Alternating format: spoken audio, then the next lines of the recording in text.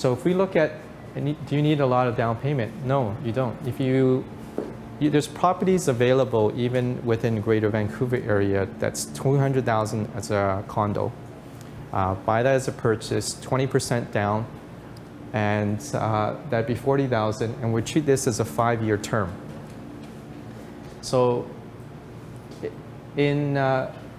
basically on cash flow basis, if you get $100 per month, and over 1 year you get $1,200, 5 years you get $6K. Okay, mortgage pay down over the first 5 years is basically about 10%, 10-12%. So you have a tenant that's acting really as an employee for you. They're going out and working every month. They're coming back and they're giving you rents, which includes principal plus interest component to it, right? So that principal component is paying down your mortgage on a monthly basis. And over 5 years, we'll treat that your mortgage was $160,000 to start.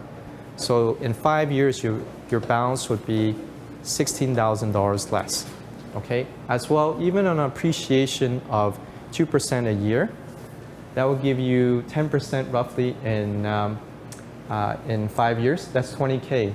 So when we add 6K plus 16 plus 20, that's 42. Your initial investment is 40,000. Your return is 100% in basically 5 years' time, right?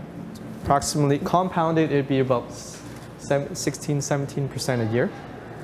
But you can't get that in the stock market with all the volatility.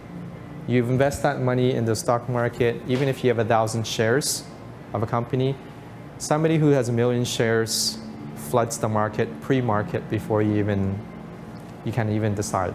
You have no control whatsoever.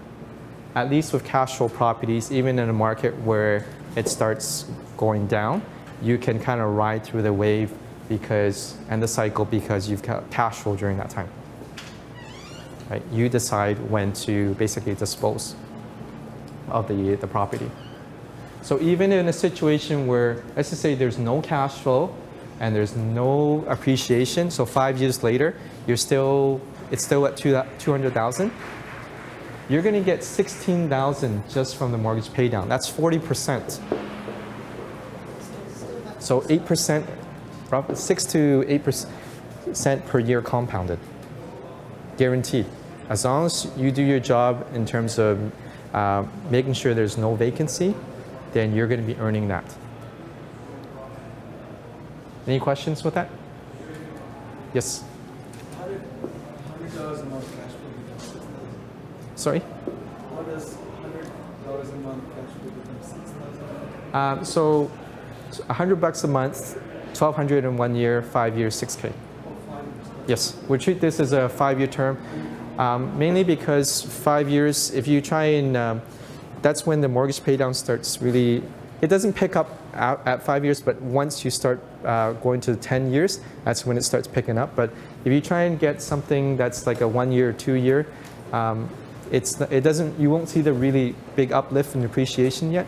So if you try to get like refinance in a couple of years, you might not be able to pull much out. So treat it as a 5-year term investment wise. Yeah, because you don't know what's going to happen in 2 years. It might start going down, right? So you said the total gain is $42,000. Yes. Initial down payment was $40,000. Yep. This is a $2,000 difference. How can the return be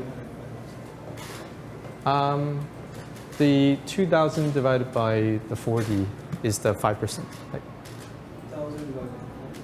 like you're right here.